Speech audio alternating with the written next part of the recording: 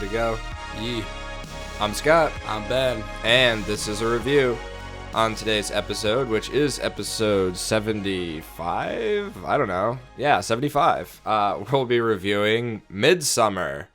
Midsommar, it follows the story of the Green Inferno, except it's more well-made. Ben, what'd you think about Midsommar? That's right, I fucking went there, you art house douchebags.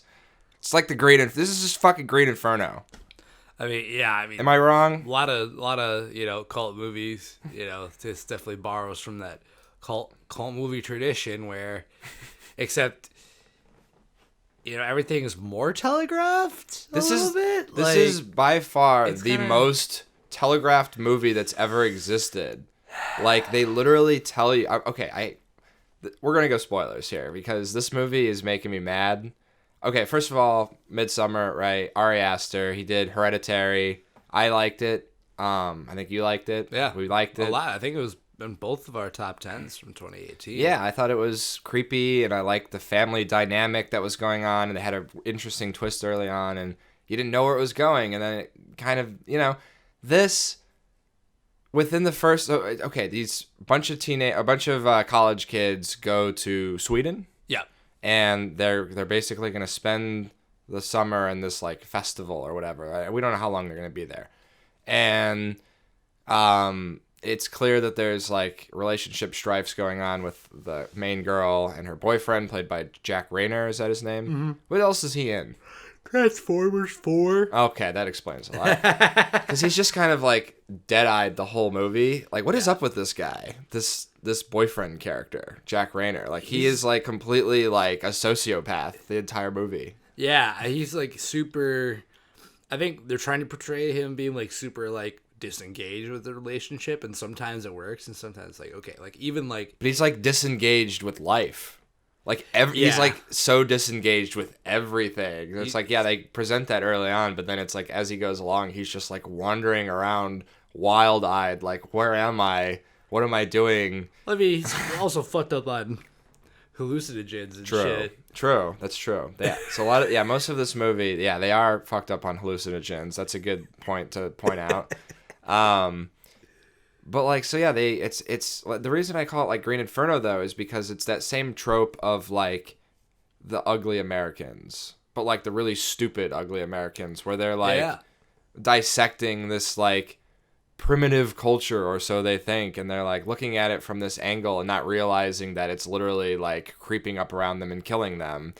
But it's, like, they lay it on so fucking thick with what's going on, where it's like they show up and everyone's already wearing Jamestown like white robes, and like they literally say it right when they get there. They make a reference to Waco, and it's just like, are you fucking like, I don't need to even say what happens because I just did. If you know about Waco or about Jamestown or about any cult movie, you know that they're bringing them there to fucking kill them. Like, oh my god, what a shocker. There's been a lot of, because there's been a lot of cult movies, especially recently. Yeah. Waco got a TV series, right? That was actually supposed to be pretty good. The David Koresh thing. And then, then the Green Inferno. I mean, Once Upon a Time in Hollywood is coming out this month. Yeah, exactly. There's like a Jonestown kind of found footage movie called like The Sacrament. It was like a low budget, but that was actually really good. Yeah. So like if you know cult horror at all, like any of these tropes, like you're gonna get it and like understand what's there to like be seen. There's no twists. I guess the big draw for this movie, first of all, is that it is and I know we're kind of like shitting on it, but it is very well made.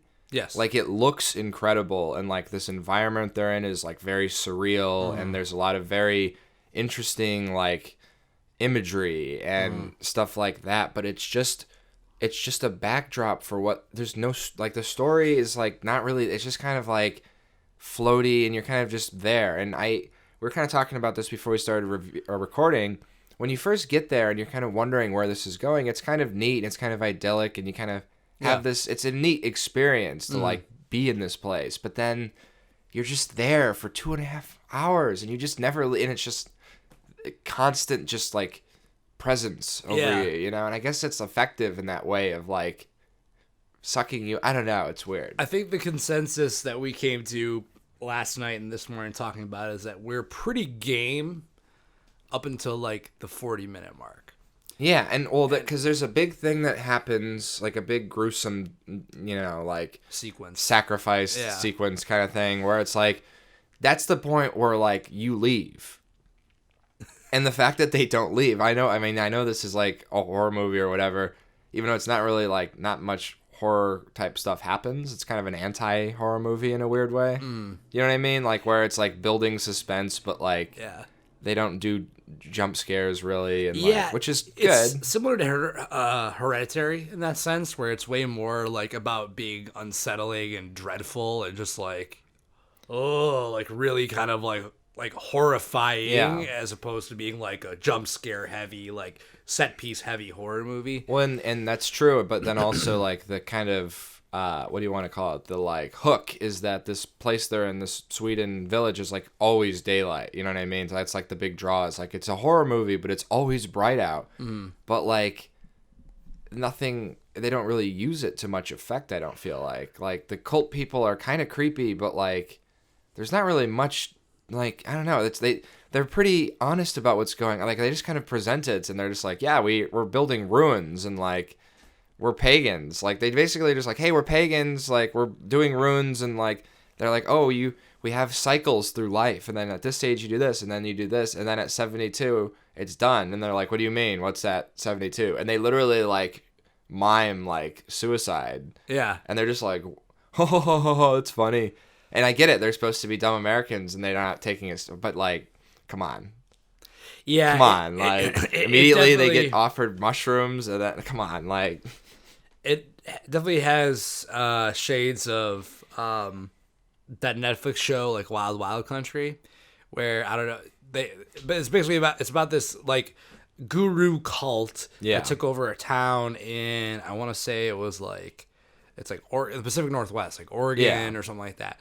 And they have the same vibe, like, oh, we're this idyllic community and yada, yada, yada. But then they're, like, stocking guns and, like, trying to, like, take over the town.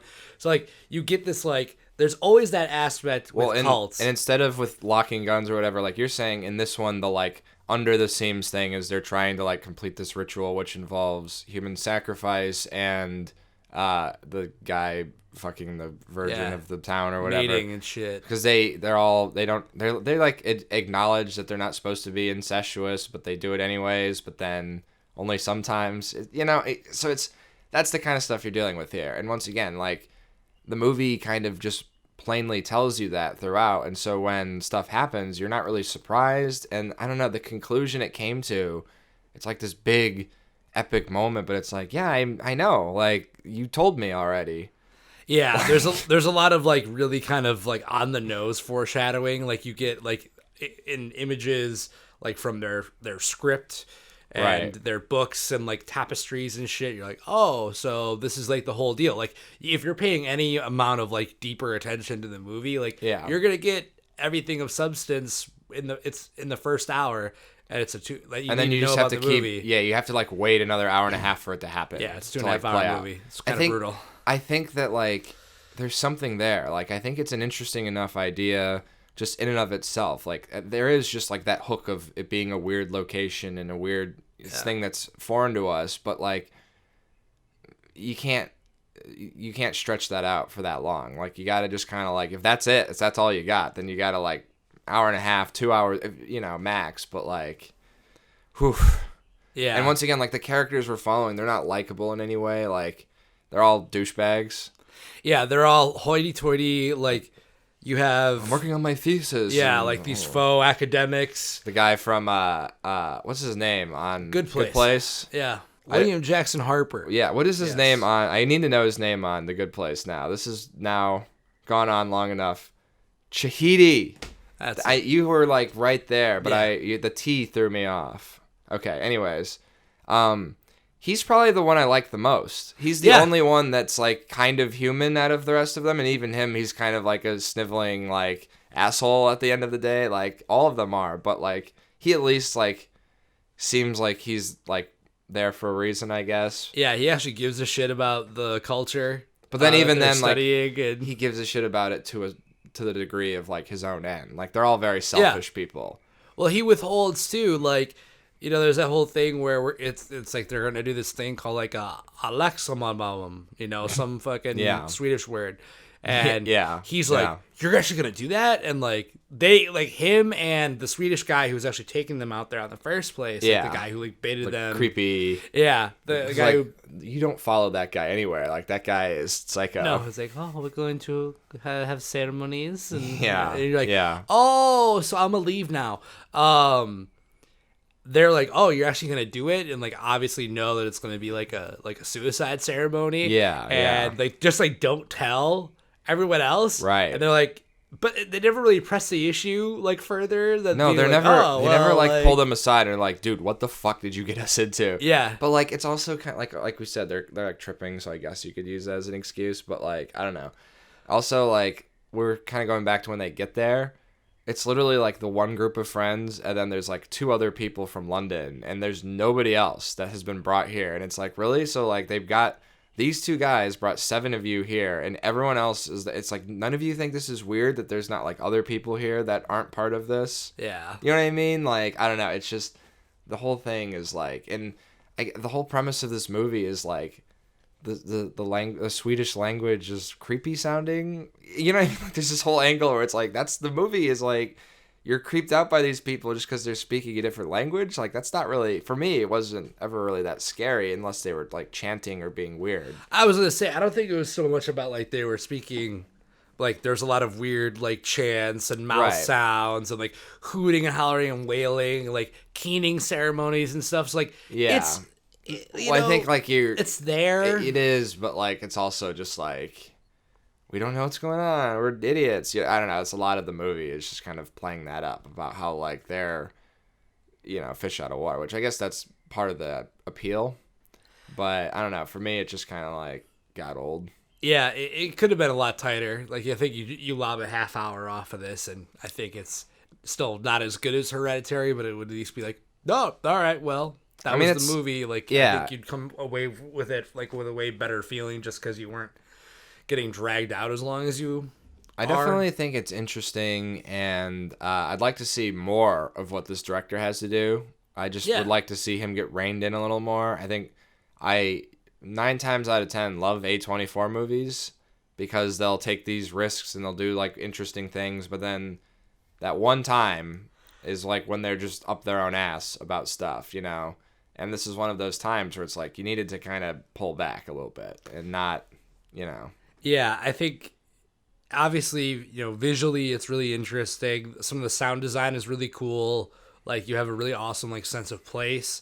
And, you know, like I said, I mean, we're quite game basically until, you know, through the suicide ceremony. Yeah, it's like a genuinely like it just has a more effective setup and execution. Everything's kind of like firing pretty well. You're well, it's like that's the moment where like you feel like everything should like hit the fan and like the movie should start moving, and it continues in the same pace. That's the problem. Is it's like this big event has just happened that should shape what happens in the rest of the movie, and to a degree it does for some characters, but not enough. It's not enough of an impact, and like once you see that, it's over. Like that's not something that American people that are like idiots like this are gonna like just walk away from. Maybe like 1 or 2 of them, but I don't know. I think there'd be way more of a I mean, I guess you do. I guess some of them did try to leave.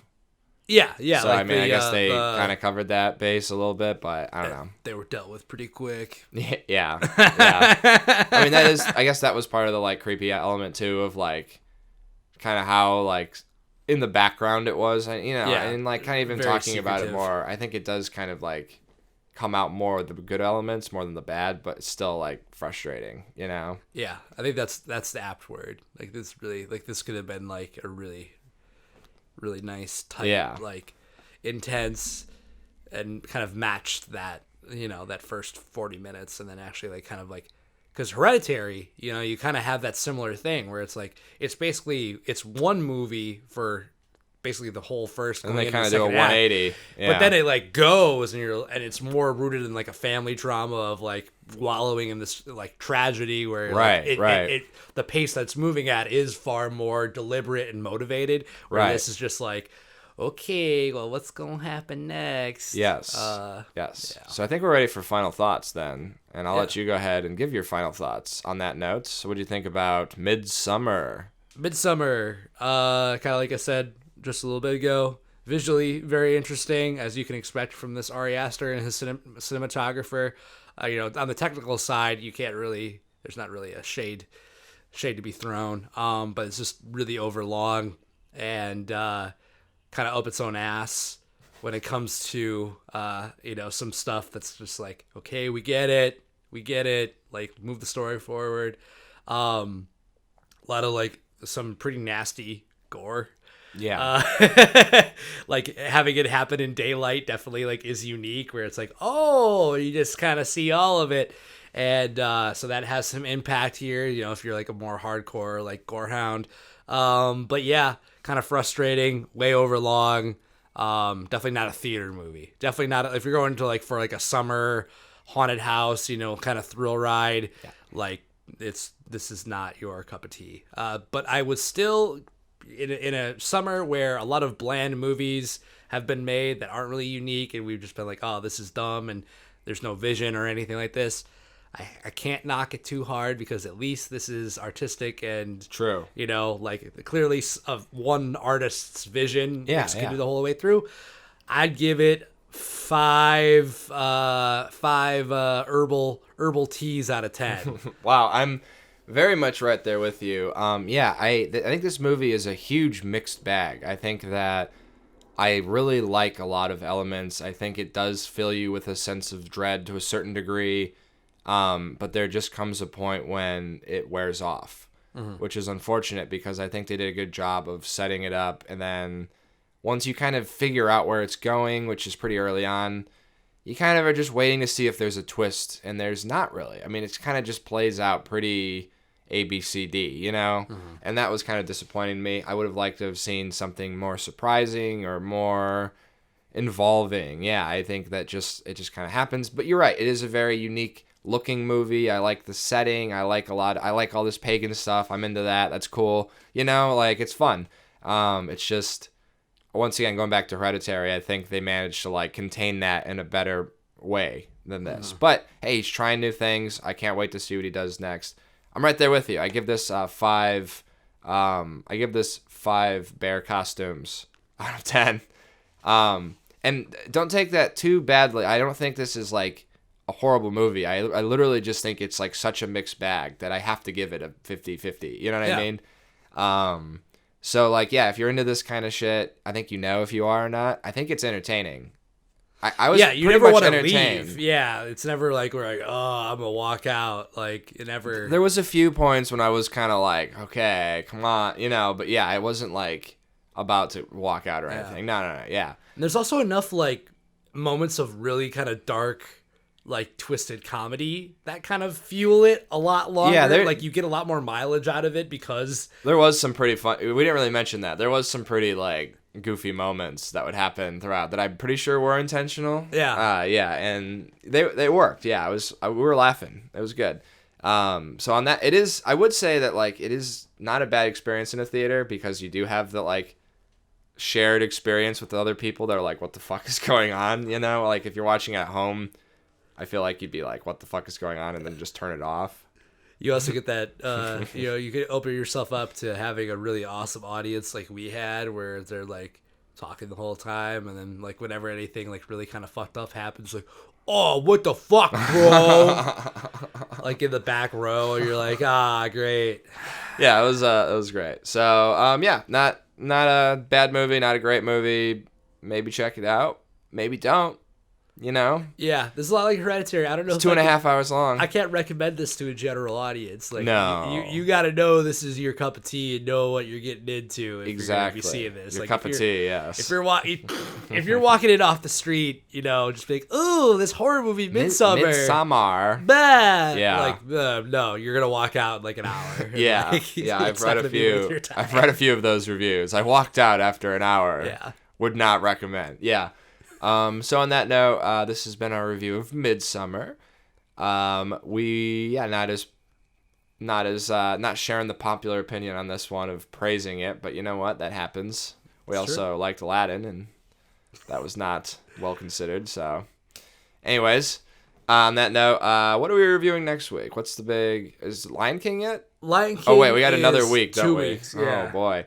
So we'll review something, and we'll see you next week. Crawl, maybe. Maybe, or Stuber. Oh, fuck. Yeah. All right. Well, on that note, once again, I'm Scott. I'm Ben. And this has been a review. Thanks for listening.